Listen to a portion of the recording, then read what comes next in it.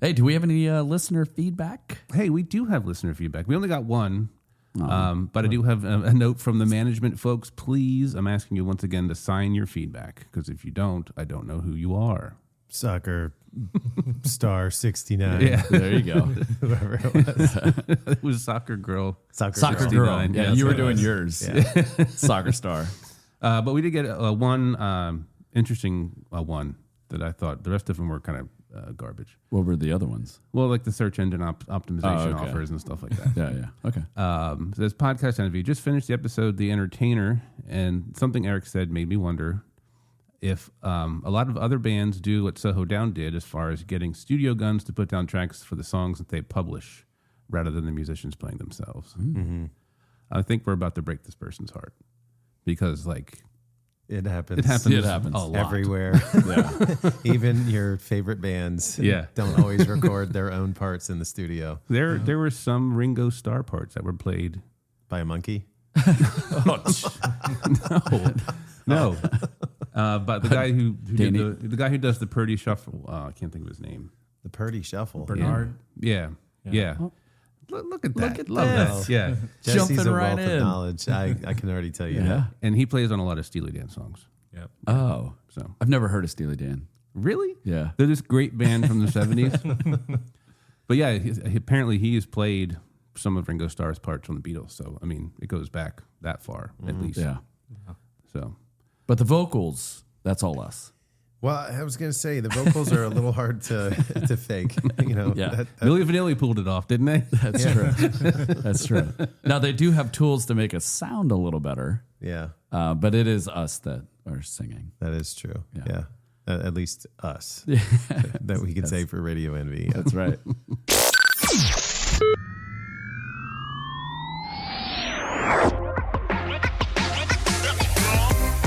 This is PODCASTNV. We have another special guest on the pod today. Nice. He hails from Baltimore, Maryland. He's a guitarist and vocalist matched by few in the area. He has a unique sound that demands your attention. His debut EP, True Works of Fiction, is available now where you stream your music. Ladies and gentlemen, please welcome Jesse Moody. Thank you. Wow. Glad you could join us tonight. Welcome Thanks so Jesse. much. Yeah. Baltimore, Maryland. Yes, sir. You an Orioles fan? Yes, sir. All right, good. You can stay. What about the Ravens? Yeah, I'm a Ravens fan. Okay. Okay. Yep. A Nice. little disappointing this weekend, but Were you born and raised in Maryland? Is that where you hail from? yeah, born and raised Baltimore. Started in the city, then we moved out in the county. Not too long after that, so yeah. I grew up in Baltimore and kind of cut my teeth though, and down in Norfolk. That's where I went to school. So just kind of shout out to all my friends who are down here. That was like, such a formative time for me, like both, just as, coming of age and also for music as well. That's where I did, it's where I did my first paid show was down here in Virginia. So Wow. to be back. So did you start with guitar, or was there another instrument that you got your fancy first? I did. I started with guitar. I'm kind of the guitar hero age group. So that came out, and Was that your first guitar? I was actually. Yeah. Okay. It was that was my first guitar, but my dad, who was, it still is a musician. He's a drummer. Nice. He was like, "You want to see what real guitar is?" And he showed me the dual scene from Crossroads. Oh, God. With Ralph Macchio, and I was like, "Oh my God!" Now I really want to play guitar. So Yeah. that's what started it. So how well does that translate from guitar hero guitar to regular guitar? Nah, not at all. Not even a little bit, I would imagine. No. And you know what's funny is that I've never actually played that game. I haven't either. I didn't play Rock Band either. I didn't do either one. Uh-uh. Yeah. So was that through college? That is that what you were saying? Being down in Norfolk, that's when you got your first paid gig playing guitar. I played guitar, but I didn't really like show people. Like I would go to like as a kid, I would go to like band camp and, do some like after school stuff. But it wasn't until going down to Norfolk, which is where I started doing like open mics. It's when somebody, took notice. Shout out to Charles down in Norfolk. He took notice to me and he was like, "Hey, do you want to do a show here?" And I was like, "Wow, like this is Nice. Wow. Yeah, That's awesome. Things are happening." So were you always a singer and a guitarist together, or did you start guitar first? No, I had no intention of being a singer. You're a fantastic singer, as you are a guitar player. Thank you. No, I had no intent. I just wanted to be Steve Vai. Like I just wanted to be Eddie Van Halen / like there was this after school program that I was doing in high school, this little studio in Towson called Musicians Workshop. And that's kind of where I started like doing like the band sort of thing, like learning how to like play guitar like in a band and like collaborating with people. And so I just came into that with the intention of just being the lead guitar player. And then it's kind of a cliche story. Just one day the lead singer disappeared. So, And you stepped up. so me not knowing anything, I was like, I'll do it. Like, at first I didn't know what I was doing. I like didn't know how to project or anything, but I was kind of in it. So It's kind of like juggling and being on a unicycle at the same time, isn't it? Yeah, I'm playing guitar and singing and doing all like the rhythm stuff. Yeah, that can. Because you have to focus on each to give them each their own spotlight, Yeah, having to take your mind out of it and your brain's doing one thing and your hands and fingers are kind of on autopilot. So I watched YouTube videos every day to really get the hang of it, to really get comfortable. What did you do to really, kind of kickstart and jumpstart your solo career? That's a good question. As far as like YouTube, it wasn't until seeing like John Mayer that kind of broke me out of the whole like prog rock, like hard rock thing, and introduced me to it being like a singer-songwriter. And so that's when I started, dabbling in the whole like solo acoustic thing and learning how to do a little bit of everything on my own. Okay. Yeah. Now, when did the originals start popping in your head, or did you always have that going? The originals, I feel like there's two periods. It's when I was making originals, and then it's when I was making originals that I thought were good. We're good originals. Completely understand. Yeah. So I was always kind of, ever since I was a small kid, I was always writing, whether it was like poetry or like stories or whatnot. And like when I started playing guitar, the kind of songwriting, more or less started not too long afterwards. I would say, though, it wasn't until probably my second year at ODU, maybe second or first, so like 2015, 2016 is when I started actually making like complete songs with lyrics and bridges and stuff, where I was like, oh man, I could sell this thing. I'm on to something. It's cold, Jerry. Yeah. So when you were learning to play the guitar, are you more of a like plays by ear or plays by charts and like music? I play by ear. I started out reading music, but after I had like gone to school, gone to ODU, it was mainly just like playing by ear. Have you ever found that like when you find a certain tone or a certain pedal that you use that reminds you of like, somebody like Steve Vai or something like that, does that unlock like learning how to play them better? Yeah, especially with like when like compression is involved with some of these like drive pedals, it brings out like certain things. Like if it's like a certain drive where it's like it's kind of like martially and it's got that certain like compression factor to it, then yeah, like it brings out, oh, this is like, it kind of subconsciously brings out like the Steve Vai or like Eddie Van Halen stuff. Yeah. And if I have something that is more gritty, kind of like an old like Tweed amp, like then that brings out more of Greg Allman, Derek Trucks type of thing. Yeah. So. Yeah, I find that with drum sets too. Like when I sit down on a drum set that I've never played before, and it's like well tuned, and then, you know, I can sit there and like, oh wow, that kind of sounds like, you know, and then you get into it. yeah, and it kind of unlocks like A core memory. yeah, a core memory, and it kind of like a little bit of you know, nastiness, like a little bit of, oh, I can do this, I can, you know, so I relate to that hard.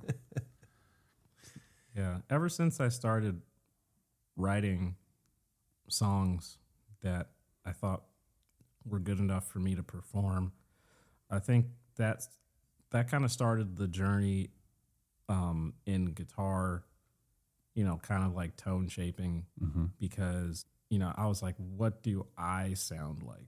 Because at the time when I was doing it, I had a John Mayer pedal board, and I just had the With your thought. John Mayer guitar. Yeah, the John Mayer guitar. John Mayer shirt. And And the long pants. Picturing yourself on the big Afghan carpet on stage. Yeah, it's like, you know, I had that, and I just thought to myself, I think it's both a good and a bad thing that I often think like many steps ahead. But I thought to myself, I'm like, someone's going to look down and just be like, this guy has John Mayer's pedal board. Yeah. So I'm like, maybe I should go off and, you know, try to figure out what I sound like. Or maybe just reorganize it so it doesn't look exactly like John Mayer's. No, pedal I put the clone right there. You see? See, it's my board. It's different. You know, that's funny. I had not considered that aspect of songwriting as, you know, finding out what your sound is. I still don't know what my sound is. Really? That's why every song I write sounds completely different from the other one. I don't know why. That is what it is. Some people already have it. Like Bruno Mars. If you look at some of the early footage of Bruno Mars, like you could tell he was always going to be a pop star. Like that was going to be his vibe. It didn't matter, you know, who he paired with. It was always going to be something pop and whatever. Yeah, I don't know what the fuck I'm doing. I'm just spending money frivolously. That's interesting. Yeah, but you're getting your art out there, man. I'm trying. Yeah. Do you have a job other than playing music? Yeah. So I went to school for physics, actually. So I've been like starting out after graduating. I got a job helping run the planetarium at the Maryland Science Center. So I did a little bit of teaching. That's awesome. Like teaching the kids to be interested in astronomy and physics to varying degrees of success. And when they leave, do you get high and just turn on the thing? Right? Put the recliner back. What are you doing in there? I'm accelerating electrons. Leave me alone. That's awesome. It's like I'm terraforming. Yeah. I'm changing the atmosphere in this room. I'm testing out the new particle detector. So is that a full-time gig? Or? So that was my first job out of school, and then I after a while, COVID was weird, just like because I always wanted to do like more of like the government sector things. So for a couple of years, I was a researcher at the Army Research Lab in Maryland, up in Aberdeen, Harford County. So I did that. I think you know, work-life balance is an important thing, and you know, now I'm learning to like pay attention to what's going on. But that didn't work out. So I've been, you know, kind of in a serendipitous way, I've focused on music, but also like doing like the guitar repair stuff as well. And just, I think it's kind of allowed me in this space to like kind of recenter and like focus on what I'm actually passionate about. So in the case, it was like engineering. That job I was at, it's a little bit different from physics. Yeah, sure. Did COVID kind of affect that career trajectory? I mean, COVID messed up a lot of things. Yeah, right. Yeah. Sure did. But no, I would say I always say like I'm a part-time musician, full-time nerd. So I've always been interested in like the sciences, like physics. So I'm like working on getting back into that field. Mainly defense. I didn't plan on being a musician. Yeah. I wanted to join the Navy. Okay. So that was my plan after school, and the bug's still very much biting me. But Norfolk is a popular area for the Navy. Well, my first choice was the Naval Academy, and ODU was what came in second. It was slim pickings for the academy at the time, especially with like in my district. So I ended up going to ODU, and that was fantastic because it allowed me to like engage with everything, like the Navy stuff, science, music. But it was funny. There was a guy at a music store in Virginia Beach called Alpha Music. His name's Ryan, and he's former Navy. And I would come in all the time, even though I couldn't afford anything. He was like, "What are you planning on doing?" That sort of thing. And I was like, "Oh, I'm planning on joining the Navy." And he looked at me like I had three heads. He was like, "Why?" And I was like, no one's ever asked me that question before. This is the Billy Madison. Stay here, as long as you can. But with how things are going in music now, I often think about that. A lot of my friends are in the Navy now. Shout out to my man Donovan, and Ben Tequili's like. He's those are both like I have a lot of friends who are underway right now, and some of them, shout out to Will too, they kind of pushed me in the direction of kind of going towards music. So Nice. In that way, I'm kind of learning in this year, certain things fall in place that you weren't expecting. So and maybe you're right where you're supposed to be, kind of thing. Maybe. Yeah. I'd like to at least move back to Virginia, though. Yeah. Bacon has an extra miss it. room. It's next to the padded one. It's unplugged. Yeah, that's right. That's a callback. All right, so take us through True Works of Fiction. Where did it come from? Tell us a little bit more about, the songs, the ideas, the inspirations, all of that. Yeah, so True Works of Fiction was kind of like the first foray into like actually getting my ideas out there, like stuff that I had recorded like all throughout undergrad, all the songs that I had come up with, like the different ideas.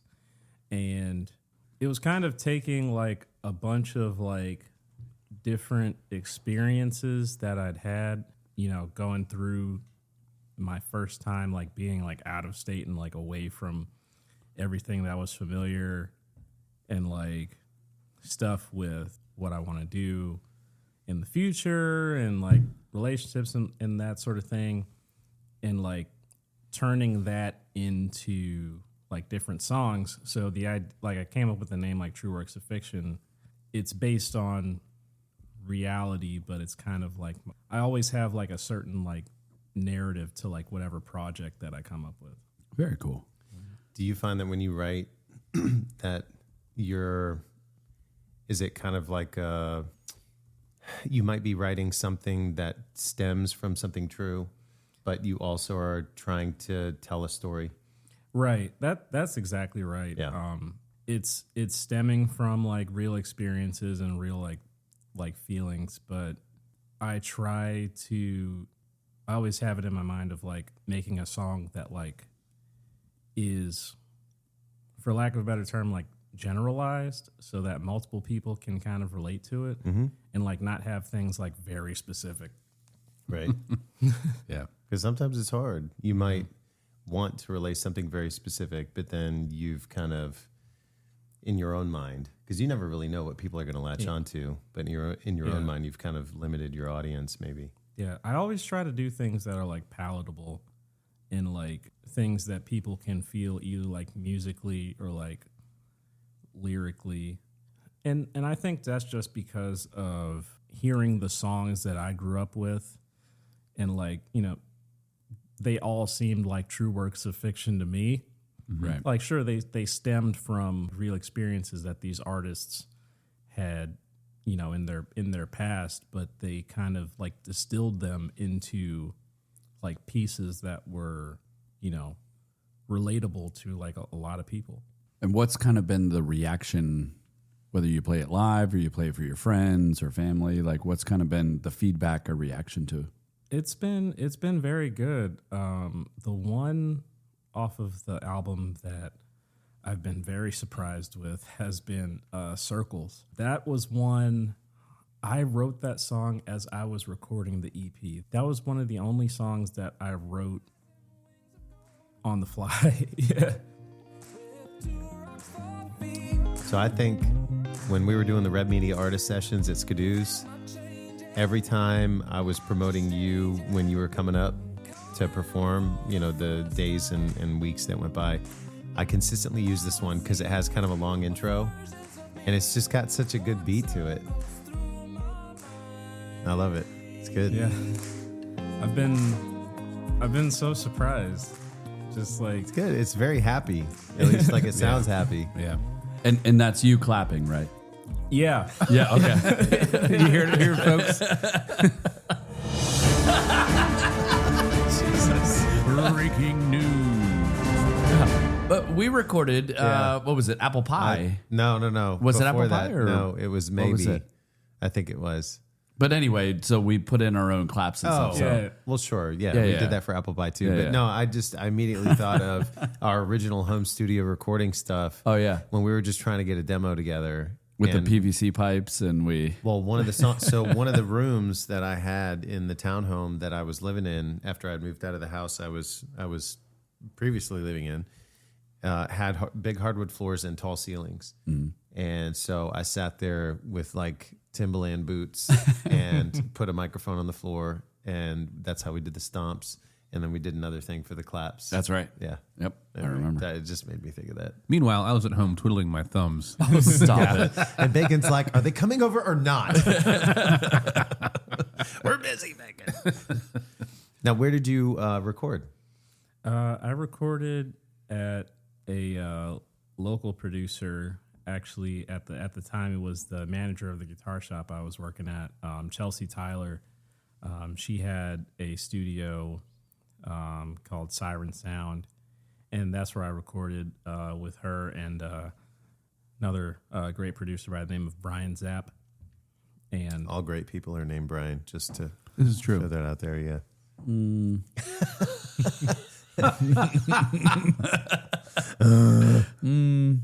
Okay. And I mean, that's where we. That's where.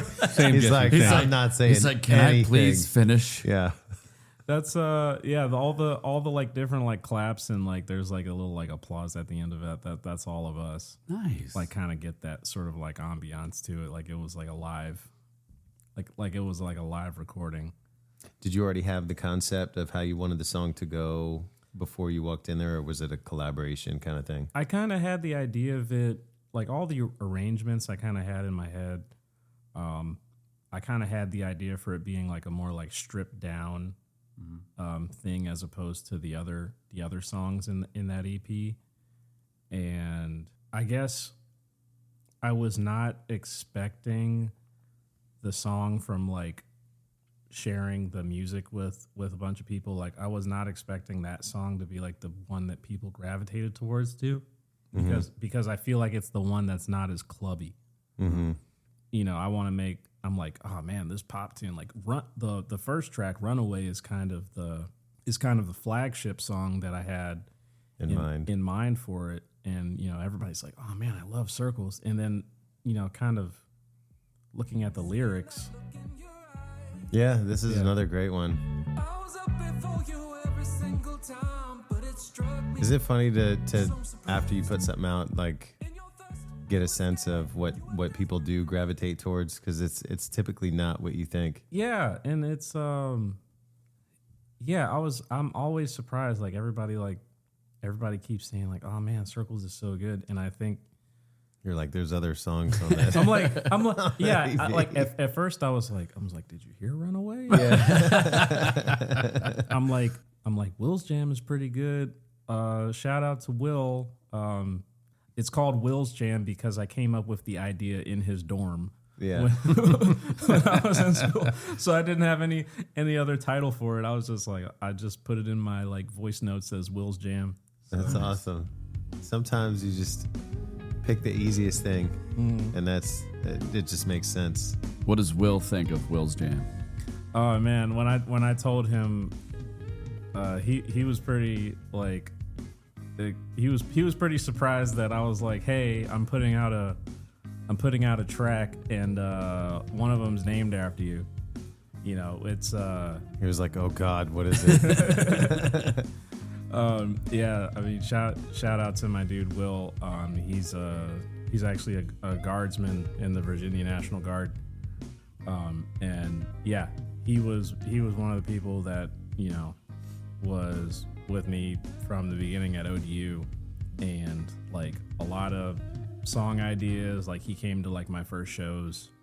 Was he the Billy Madison that told you to stay where you are? Keep doing your thing. He was one of them. All of them, like all of them, just like kind of supported me, and like all the music stuff, like from like, you know, playing at the little barbecue joints in Norfolk, like just like doing all these like 4-hour shows with like nobody there, but like they would always show up, Right. Yeah. You know, so that was, yeah. Well, you have an obvious natural talent for it, but you also have like a passion. You know, it's not something that you're just kind of, you know, just doing because you can. Like you enjoyed, you know, you enjoy playing music. It comes off.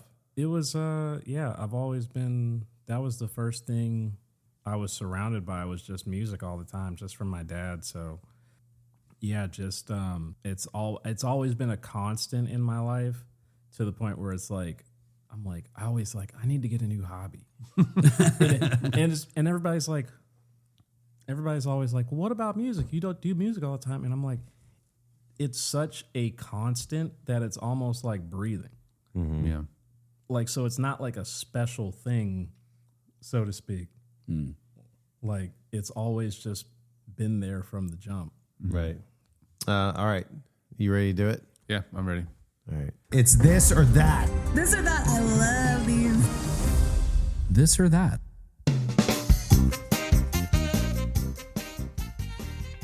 All right. So there aren't a tremendous amount of these, but I think they're pretty good.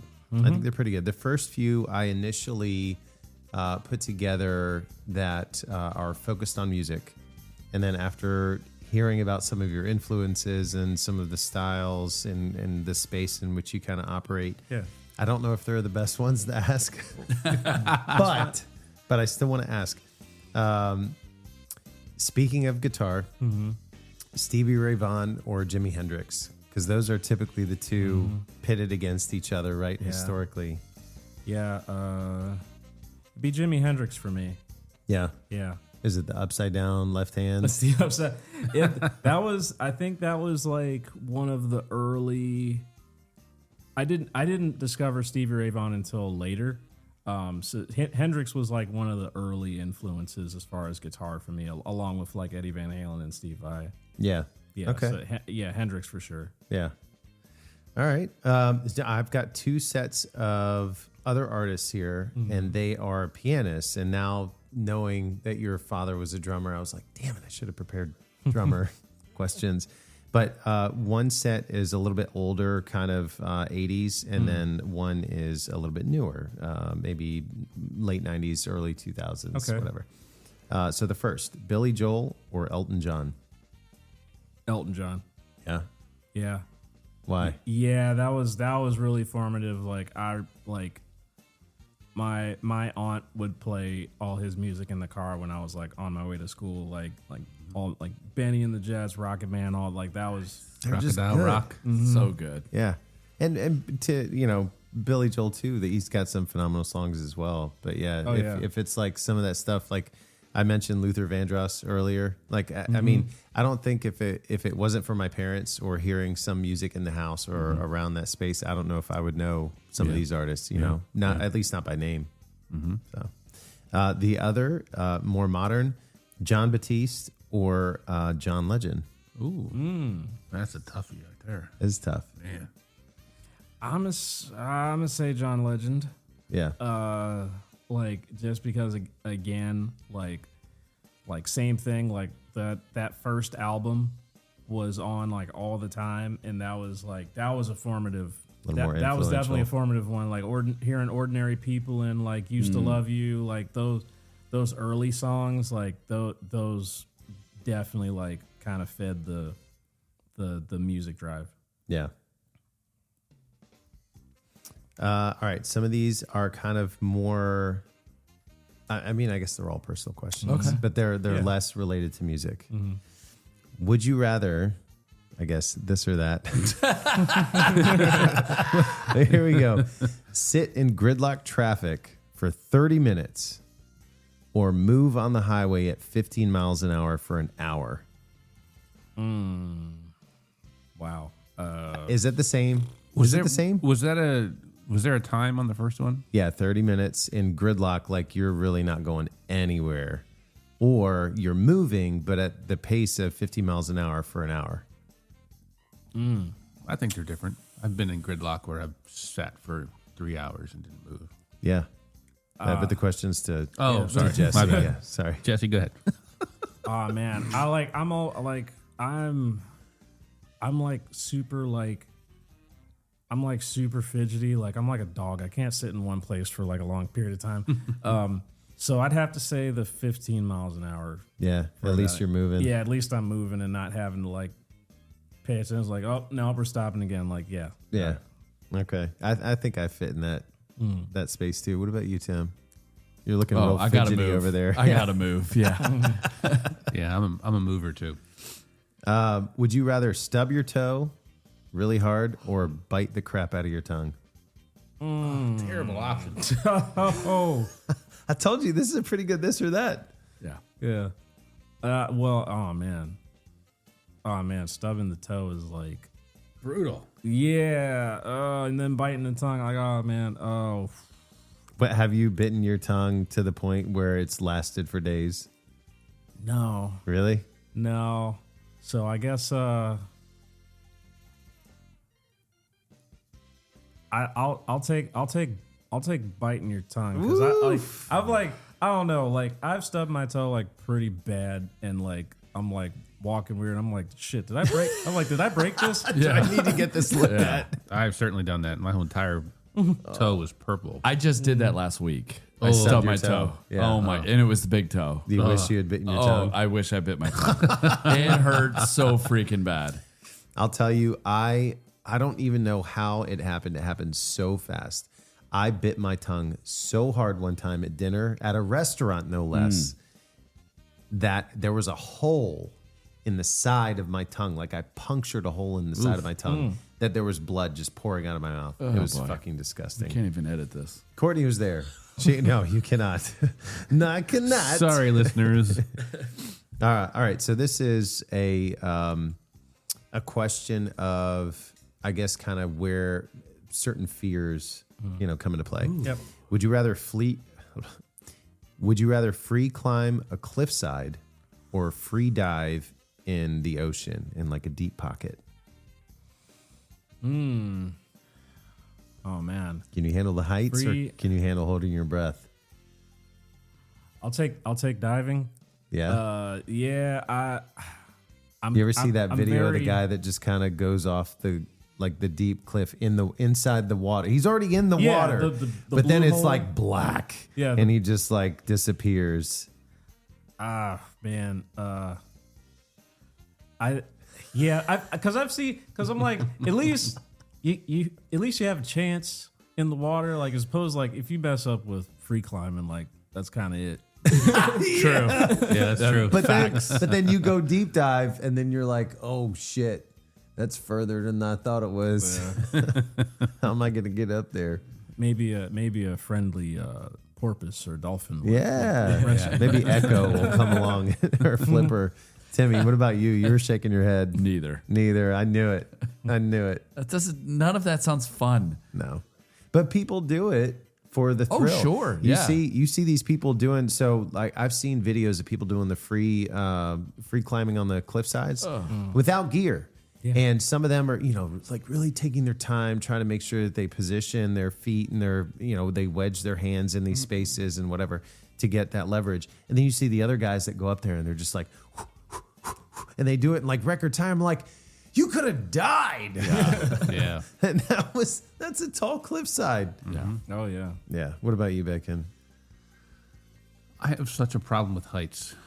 I do too. Like, I hate both. It's stupid how I'm not mentally afraid of heights, but my body, it seems like, is afraid of heights. You know what I mean? Like I understand. And it's to a point where There's no way to psych yourself in. Yeah. Right. Like, You're always out. I've watched like reels or Instagram reels or TikTok reels on my phone, and like is a person, and it's a person's perspective of them looking over the city from the top of a building, and I recoil. I'm like, I'm gonna fall. Like the dudes that do the free climbing, like in Russia on the buildings, and they have like the GoPros on their heads.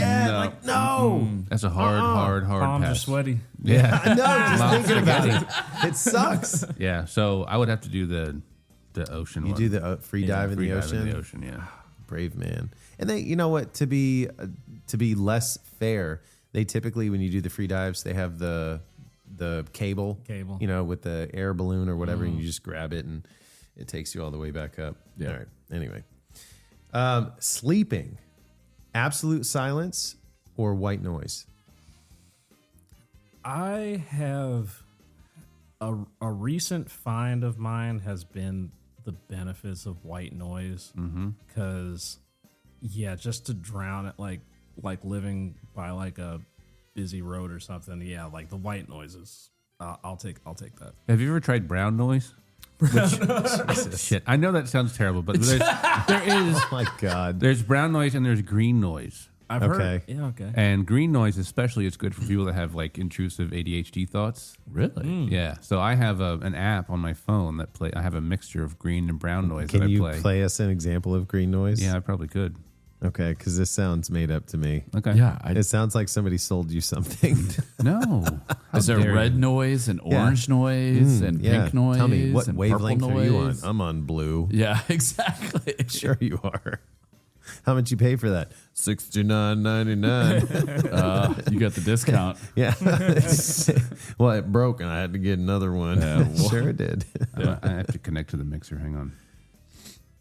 Yeah, I'll give you a little backstory in that question. I used to fare quite well in absolute silence, and then I met my wife, and she needs the My white wife? noise. My wife. She's a snorer. So now, oh my God.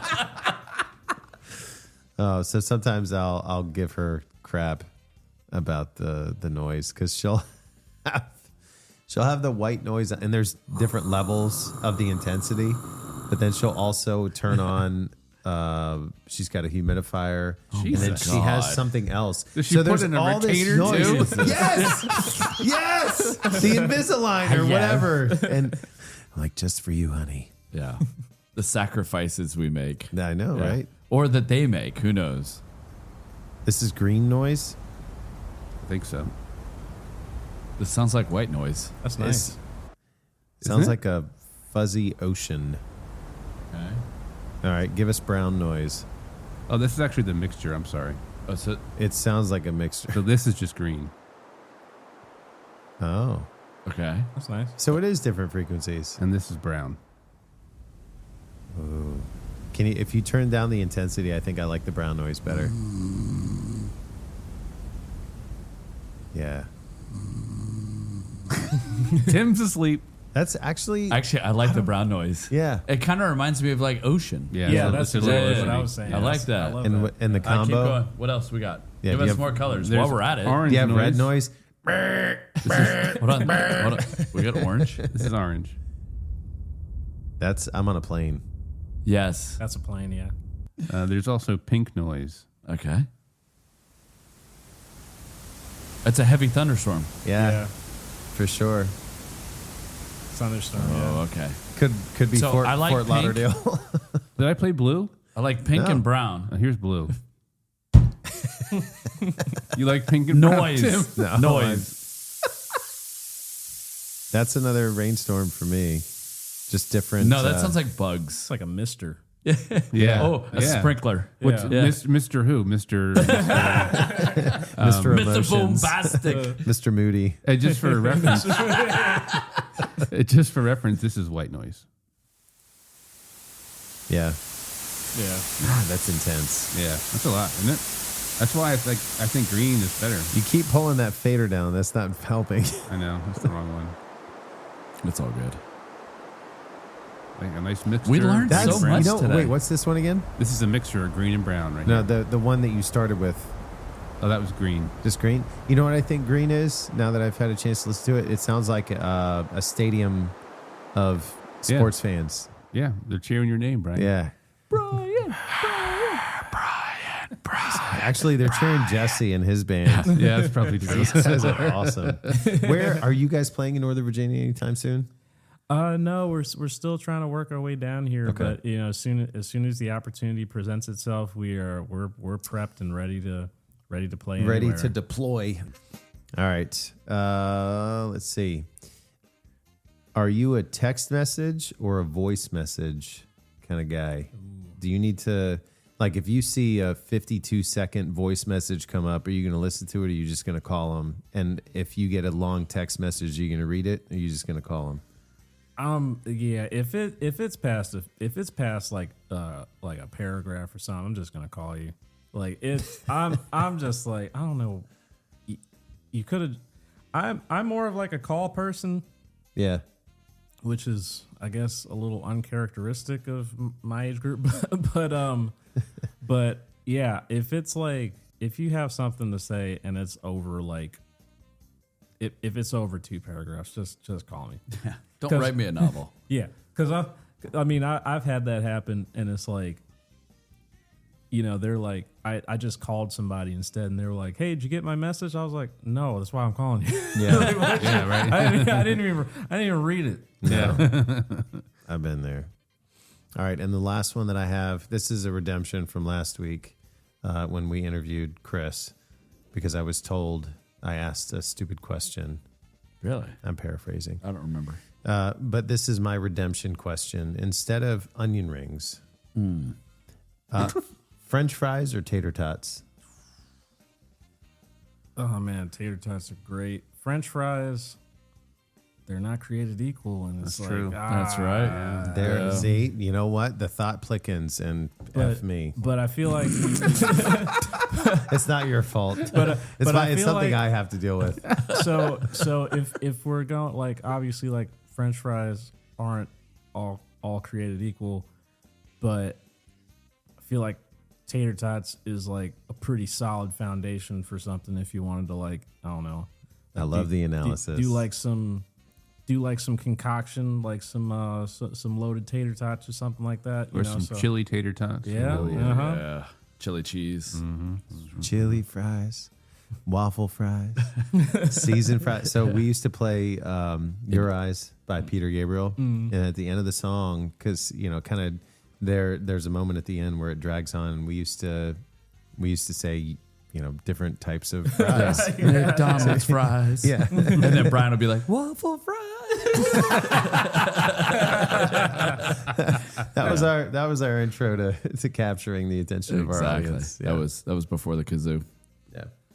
All right, Jesse, great. anything you want to plug?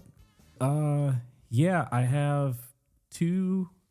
This is the first time I'm mentioning this, but I have 2 new singles that I'm going to be releasing. I'm going to be releasing my first take on In Too Deep, and also another single called Love for a Minute, hopefully in preparation for a second EP project that will probably be, I'd be on the lookout for that sometime in middle of 2025. Very Nice. cool. That's All very right. And is there a place where people can look up your schedule, either on Facebook, Instagram, or do you have a website?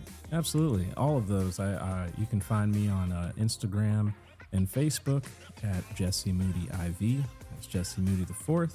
And I also have a website, www.moodyiv.com.